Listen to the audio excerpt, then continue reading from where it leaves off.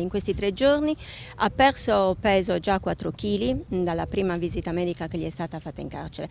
La preoccupazione ora è tutta per le condizioni di salute di Dodore Meloni, che da sabato mattina rifiuta cibo e acqua, deciso a portare fino in fondo la sua protesta. Per lui potrebbe essere richiesto il trattamento sanitario obbligatorio. Lui dichiara di essere prigioniero politico.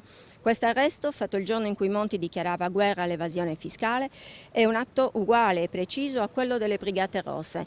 Colpirne uno per colpirne 100. Da qui o esco da libero oppure a piedi avanti.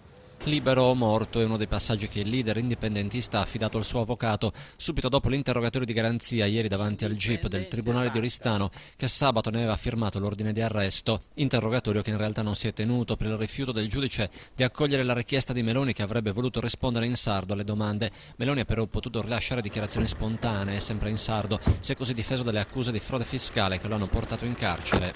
Lui respinge completamente le accuse di evasione perché ritiene e dichiara di essere sì indipendentista, sì un ribelle, di non pagare le tasse come Dodore Meloni, ma di aver sempre pagato le tasse delle sue società. La difesa ha chiesto la scarcerazione di Meloni. Il giudice si pronuncerà entro sabato. In caso di risposta negativa la parola passerà al Tribunale del riesame.